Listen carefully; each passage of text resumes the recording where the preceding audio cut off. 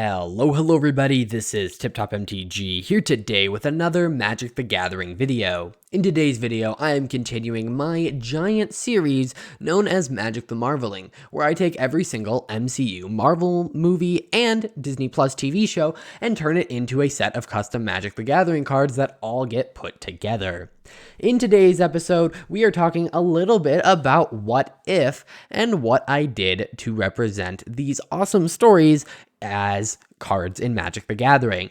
Now, before we go forward, I do want to warn you, this video will contain massive spoilers for the series, and it really just won't be as fun to watch without if you've watched this video first. But now that you've been warned, let's talk a little bit about this. First off, you don't need to have seen any of my previous Magic the Marveling videos. Pretty much everything is self-explanatory. And in this video, I'm going to be talking about the major cards from the set. However, this time I'm doing it a little bit different. In the past, I used to pick about 15 cards, and then I would say, hey, go check out the website, and you can see the rest. Or with Shang-Chi, I had to pick 10, and then I said I'm going to design the rest later once more images are available. Well, with What If, it was a little bit different. I mean, it's not just one overarching story. Each episode is different. And so because of that, I was not only able to design it as episodes came out, which means the faster release of this video, but I was also kind of not able to do a big theme.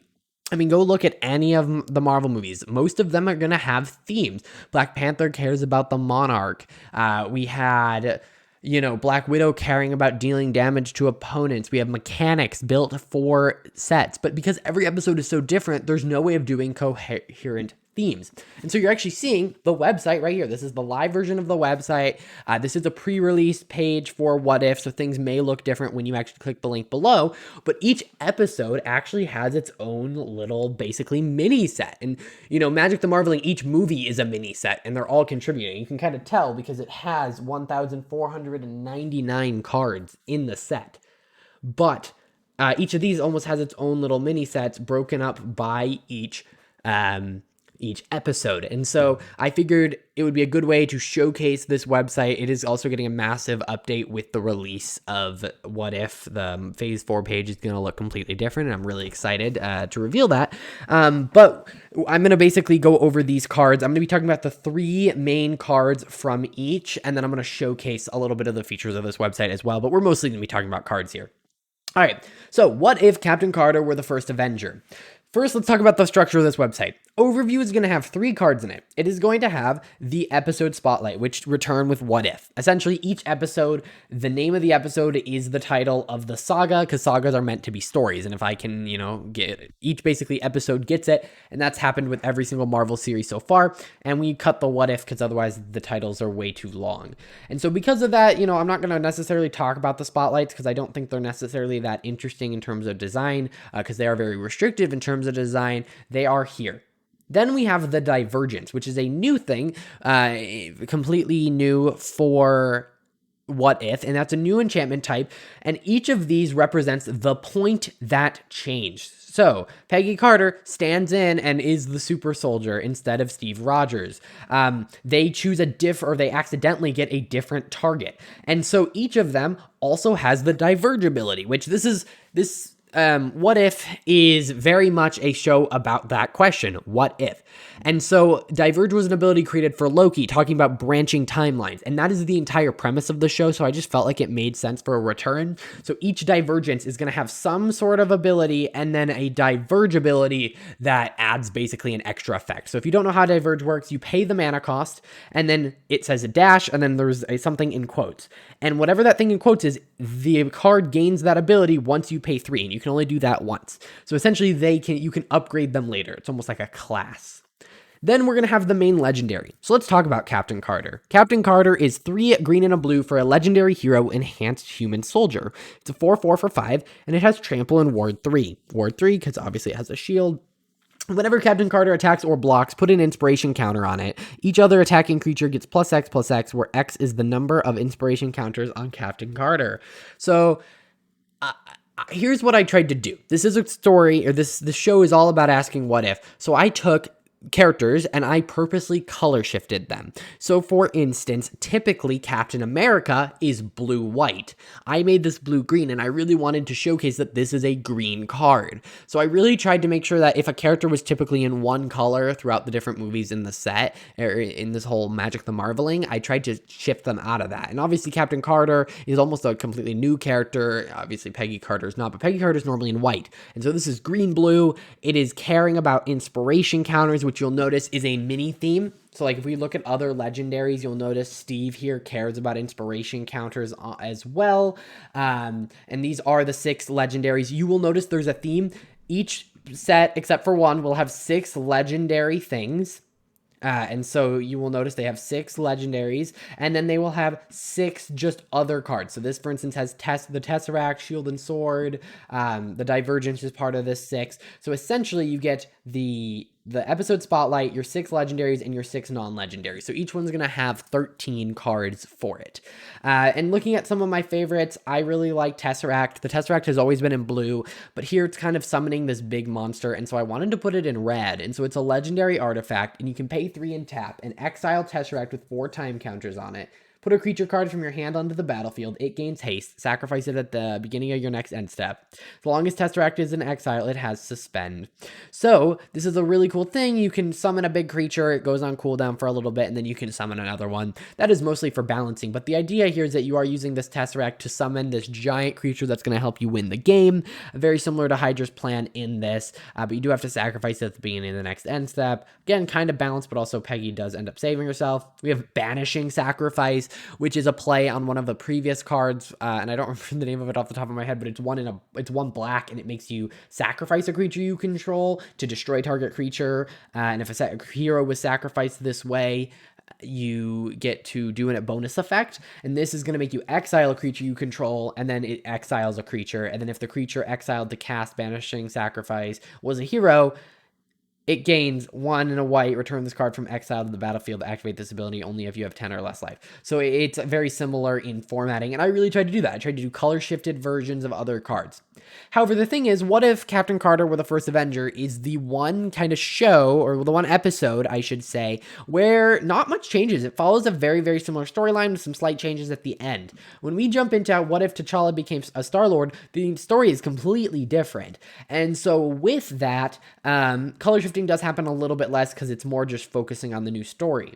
So for instance, we have alternate target. It's 4 and a green or 4 and a red for an enchantment Divergence. Whenever something is chosen at random, instead you choose. Then you can pay Diverge for 4 red. Whenever a player casts a spell that targets a permanent, change the target of that spell to another target chosen at random. So basically, before you would get to choose your target. But if you mess up and the world diverges, things start to become random when people cast them, but actually you're controlling them. So this is just a very powerful effect if you can get both, but that is a lot of mana. And then we have T'Challa Starlord, 5 green white. Well, T'Challa is typically green red-ish, and Starlord is typically red white. So you get a kind of combination of the two. And you get a legendary hero, Human Ravager, 6/7, and whenever a creature deals damage to a player, each other player gains that much life, and that's a universal effect. Then you can pay 10 mana, one of it being white, and the player with the greatest life total exchanges life totals with the player with the lowest life total. So essentially, the player with the highest and lowest life totals swap life totals. A lot of life totals there, but essentially Starlord here is trying to help the galaxy. You know, if people are trying to deal damage, he tries to help mend. I don't know, try to help out as much as he can, and then he's trying to take down the bad guys, and so he can do that. If someone's beating up on someone, you can kind of turn the tables. Looking at legendaries, we have Nebula, Korath, Thanos, T'Challa, Yondu, and Collector. And I do actually want to talk about the Collector. It's 2 in Wooburg for a legendary villain Elder, 5/8. And it says, spells you cast cost 1 less to cast for each type among permanents you control and cards in your graveyard. So you can get spells to cast cost a lot less. And obviously you at least have a creature. Also, in case I didn't mention this, if you see something like legendary villain or legendary hero, that is simply to save space on the type line. That means a legendary creature with the type of villain. But some creatures like Thor would be a legendary creature as Guardian God, Noble, Hero, Avenger. And so it's just way easier to put hero or villain in the type line. Either way, it says each permanent you control becomes an equipment in addition to its other types and has equip 2, and equip permanent has each ability of this permanent. So, the idea here is that he's turning everything he's collecting into weapons he can use in a fight. And I thought that was a really interesting angle to take with a card, and I think it worked out really well. That also should be 2, like the mana symbol 2. That may end up being changed by the time you see the website. Then we have What If the World Lost Its Mightiest Heroes? With that, we have the Divergence being battle casualties. It's 3 and a black for an enchantment Divergence.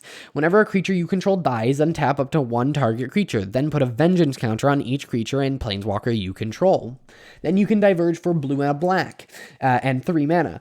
Each permanent you control with a vengeance counter on it has death touch and gets +0/+X, where X is the number of other creatures you control with vengeance counters on them. So it's all about, oh, something dies, or something his hope dies, and Hank kind of goes crazy.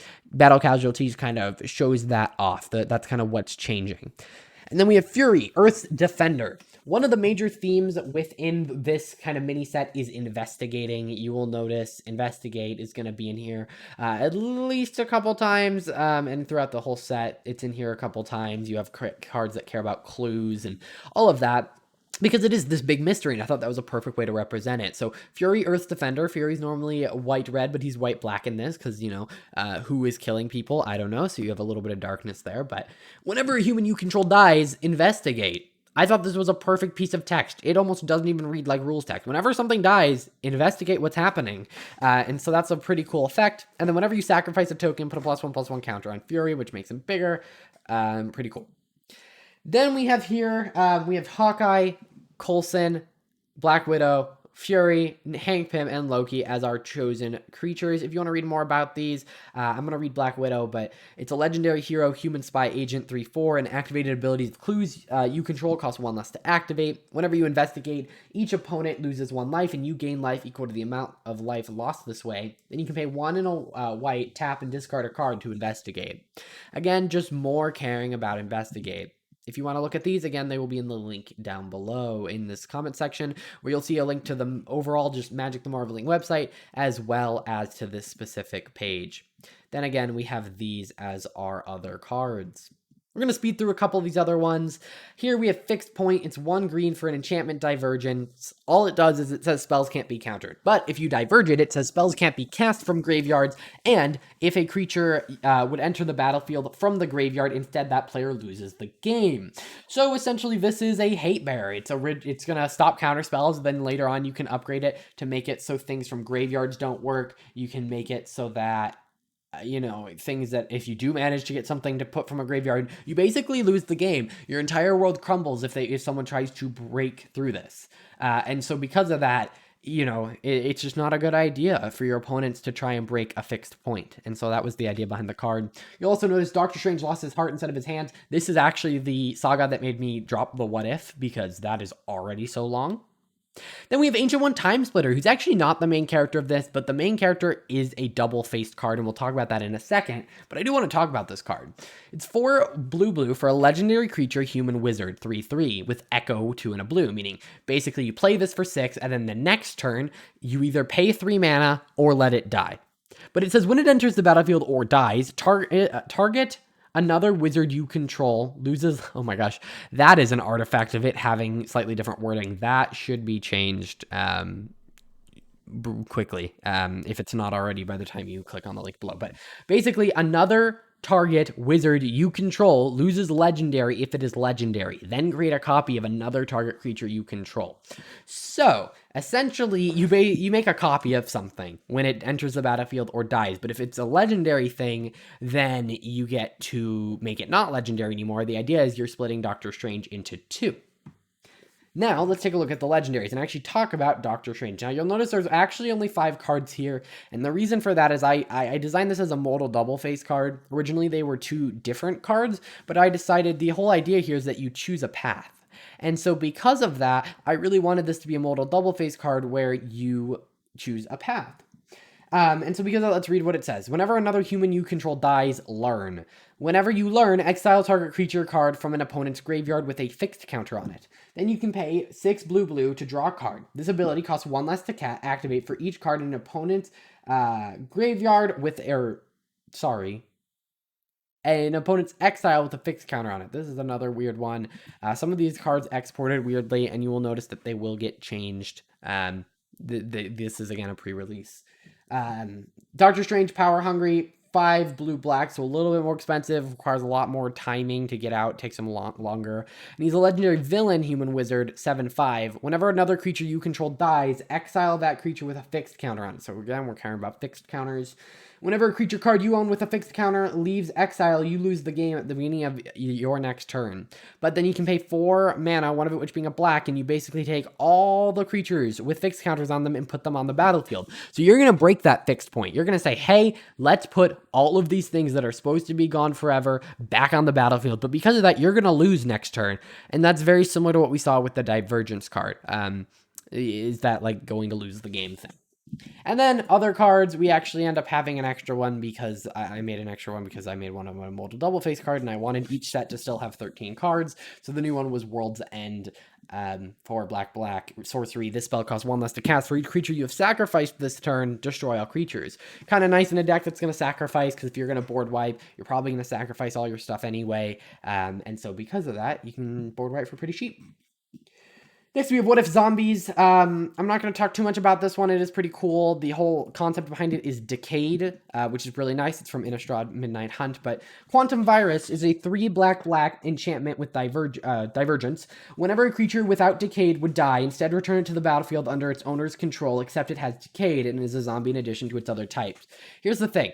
This is a universal effect. You kill an opponent's thing, it becomes a zombie. If you kill your thing, it becomes a zombie. But the idea is your deck is probably going to take better advantage of that. And then, because of that, it has a Divergence. 2 and a black, creatures you control with Decayed have Death Touch. So now you can definitely take more advantage of it than your own opponent. But like a virus, you don't really get to control and say only my stuff gets this effect. And so I really wanted that to be part of the card. Looking at the legendaries, we have a lot more double face cards here. These are modal. However, they all have the text, you may only cast the spell from your graveyard. We have Sharon and Wasp, who both are kind of our main characters, and they die, and then when they die, they come back as zombies, and so both of them have this form. They all say when they die, exile it, and then they all have different abilities. Some have Decayed, this one does not actually have Decayed, and then this one is the opposite way. It starts as a zombie and then turns into a head. And so because of that, I thought that was a really interesting design. I really end up liking it. And then we have Bucky, Vision, and Wanda, all of which who have very interesting abilities. Some of them are color shifted. Bucky in red-white isn't super crazy, but Vision having black and Wanda having black are somewhat new. And then looking at other cards, we have a lot of stuff having to do with zombies, but a lot of it especially having to do with Decayed, so zombification, Quantum Virus, stuff like that. Next, we have What If Killmonger rescued Tony Stark. We have Killmonger Save as our Divergence. It's 3 green for an enchantment, Divergence. Whenever a creature you control without a saved counter on it, it would die. Instead, tap it. So basically, everything of yours can die twice. And then you can diverge for 4 green, and then your creatures get the ability, pay 4, tap, remove a counter of any type from this permanent, which could be that save counter, which then lets you kind of reuse it. So this is almost like a one-time save for all your creatures, and then you can eventually pump a lot of mana in to save things multiple times. Then we have Killmonger, Conspiring Veteran, blue and a black for legendary villain human rogue, 2/2 with flash. As an additional cost to cast this spell, exile target spell that targets an opponent, put a trust counter on it. So essentially what's going to happen here is he's going to enter the battlefield and save an opponent from a spell that targets it. But that doesn't actually have to happen. You could have a spell that says target player takes an extra turn after this, and Killmonger can counter that. But that's the idea of it. You're saving an opponent from a spell targeting them. Then, 3 in a blue, sacrifice another creature. You may cast a copy of an instant or sorcery in exile with a trust counter on it without paying its mana cost. So, pretty powerful, especially if you can get an extra turn spell in some way of getting extra creatures at the beginning of your upkeep. So I do see some balance things that maybe need to change with this, but then again, the amount of work needing that would need to be done here. You'd have to cast, I guess, the spell targeting your opponent. So I think the big thing here that might end up changing is, as an additional cost to cast the spell, exile target spell that targets an opponent that they own or that they don't own. I don't know. Some amount of wording needs to change there, and also it is a little bit weird that it's an additional cost, but that does mean it's a little bit harder to interact with. So I do think some wording things could change with Killmonger, but the general idea is still really awesome in my opinion. And the idea behind it is that he's gonna basically get Tony Stark's trust and then use that to his advantage. I just said that with a really weird accent. Either way, we have these characters as our main ones. Tony Stark obviously being in there as well, and then other cards, just some pretty standard stuff. Then, what if Thor were an only child? We have some stuff here. Only child, white, enchantment divergence. Each creature you control that shares no creature types with other creatures you control gets +2/+2. So essentially, if you have a bunch of diverse creatures, they all get +2/+2 for 2 mana, but that is a little bit difficult to do because oftentimes things just incidentally have the same creature type. And as soon as you play another human, both humans don't get +2/+2. But you can diverge for 6 and give all creatures lose all creature types, which essentially means you can pay 8 mana to give everything +2/+2 forever. But just, pretty interesting. Then we have Thor, Party God, 3 blue and a red for a legendary creature as Guardian God Noble, 5/5 with flying and worthy. Whenever another creature enters the battlefield under your control, you may destroy target artifact. If you do, create a copy of that artifact with Vanishing 2. So you either get to destroy something of your opponent's and then get a temporary copy, so you're basically stealing something from Earth and then you have to put it away. Or you can destroy one of your own things, maybe get a death trigger on it, get another copy that'll eventually go away as well. For those of you wondering, worthy is just a keyword that some cards care about. For instance, it might say, like Mjolnir, equipped to creature with worthy. That's all that really means. Then, blue and a red, tap, target creature attacks each combat if able until end of turn. He's going to bring the party out. Everyone's going to start attacking. Or at least one thing is going to start attacking. Then looking at legendaries, we have things like Captain Marvel, Loki, Jane Foster, and Thor. Jane Foster is going to have a little bit of that investigate theme. Attacking is a big theme. That's how I represented a party. And then, Hill is going to be over here kind of trying to stop that party. So pretty interesting. I do think that a lot of it works really well together in a conceptual state. And then also a lot of them have some cool designs. Again, you can read all of them on the website. And then we have some other cards, all of which I think are pretty unique. Then we get into our first big episode, and that is What If Ultron won. You'll actually notice here we have Unstopped Upload as our divergence, and it's 4 and a blue for an enchantment divergence. Pay 3, sacrifice an artifact. Target artifact you control gains all abilities of the sacrificed artifact. So essentially, you can sacrifice your one thing to put its consciousness into another. Pretty cool. And then you can diverge for 6 and says, whenever an artifact you control is destroyed, put all permanents sacrificed to Unstopped Upload that targeted the destroyed permanent into their owner's hands. Essentially what this means is that when you're sacrificing something, if it was given abilities by another thing, so let's say I sacrificed Soul Ring to give that ability to some artifact that whenever it becomes tapped, it deals 1 damage to any target. Say I sacrificed the thing that does 1 damage to any target and now taps for 2 mana.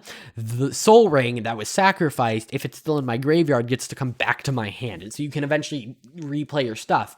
But technically that permanent that was sacrificed, if you put those abilities on something else, you can kind of build up abilities. So now when you sacrifice that, because it had both of those other abilities, the next thing you target is going to gain even more and more and more. But with that divergence, you're able to just gain more and more power, kind of like Ultron does. Then we have Ultron Voice Silencer. It's Wooburg for a 4/4 legendary artifact villain android. Then it has lifelink, flying, death touch, haste, and vigilance, 1 for each color. As long as an opponent controls a creature, Ultron must attack each combat if able, which he probably was anyway with vigilance, haste, death touch, flying, and lifelink. And then whenever a creature dealt damage by Ultron dies this turn, there's an additional combat after this phase. So essentially, he's trying to eradicate all life. And so if you're going to put creatures in front of him to stop him, which he will kill anything, you get another combat. Now, obviously that, with flying, there's a chance he can't be blocked, but if people end up having to block, he can just attack again. And with having lifelink, that's a pretty big deal. But notably, that doesn't untap things, so only things with vigilance can attack multiple times. But technically, it does not say only Ultron can attack. So if you do have something else with vigilance, they can both attack as long as Ultron's getting killed. Kills and not getting killed. Legendaries consist of Black Widow, Doctor Strange, Hawkeye, Ultron, Watcher, and Zola. Watcher has some really interesting stuff, but I'm not going to talk about it too much because this video is already 25 minutes long. And then other cards, we have some pretty cool stuff here as well. Now, I did kind of design what if these last two together, so you'll notice even though Black Widow plays a big part in this last episode, she's not here because she's up here. So the only card that has a duplicate is actually Ultron, because I felt like he was such a big part of this. But yeah, let's talk about Broken Oath. 1 and a green for an enchantment Divergence. Each legendary permanent you control enters the battlefield with an additional +1/+1 counter on it, and then you can diverge 5 and the legend rule doesn't apply, meaning you can have multiple things that are legendary. This is so perfect. I mean, he cares about the stories. So he cares about stories, and stories are about legendary creatures and permanents. But if he breaks his oath, which is diverging, now you can have multiple of the same character because you're messing with the multiverse. Then our kind of main character here, this was really designed as kind of a secondary to What If Ultron won, but our primary guess is Killmonger, Selfish Stonebearer, 1 white and a black, and you'll notice that is the only card to not be in green, white, and blue, which is kind of the colors of the heroes in these two sets. And it says whenever 1 or more counters are put on Killmonger, if Killmonger has 5 or more counters on it, destroy target creature. Then you can pay 2 and tap and put a +1/+1 counter on target human. So once he gets big enough, he can just start wrecking havoc, kind of like Ultron was, but you can't let him get big enough, and we see that at the end where he gets stopped. So looking at the legendaries, we have Captain Carter, Gamora, T'Challa, Killmonger, Thor, and another Ultron. This Ultron's colorless instead of all colors, and it has first strike and vigilance. It's a 5/10, and you can tap to destroy target permanent. And whenever he's dealt damage, you transform him into Arnim Zola, who he also gets a card. And basically, it's a 3/3 with vigilance, and each artifact you control has sacrifice this artifact to gain control of target creature until end of turn. It gains haste, so you can start sacrificing stuff to gain control of stuff as you manipulate people using artifacts is kind of the idea there. But yeah, they're all going to care about +1/+1 counters in some way. Some interesting cards includes Oath of the Watcher. You know, there's the whole cycle of Oath of Ajani, Oath of Chandra, and I was like, this whole episode's about oaths. I feel like I kind of need to make Oath of the Watcher, and so that follows a very similar format to those. And yeah, that is it. And then I have a full list of all of the cards. So if you want to check those out. But yeah, if you want to see all of the cards, I only talked about, I talked about a bunch of them, but if you want to see that, definitely do go check that out in the description down below. And yeah, I'm also going to show off the updated page. So this used to look something a little bit here. I'm going to navigate to it. This used to look something like this, which was very inconvenient. Things were different sides. I don't think it looked the greatest. But we're moving to a style that's going to look, and this is unpolished. This top part will not look like this. That looks more like this, which I think looks a lot better. We have our movie poster style design. You'll notice What If is already here, and then we have some upcoming stuff as well as release dates for that. So that's pretty cool. And this is just to go ahead and match the home screen where we have new releases, upcoming releases, all in the same style. So I hope you guys enjoy that and think that update's going to make the website better. I also hope you enjoyed What If. It was a really fun time making it. This is a longer video, but also this is the biggest Magic the Marveling set ever with 117 cards. Let me know what you think in the comments down below. I will see you in the next one. Bye.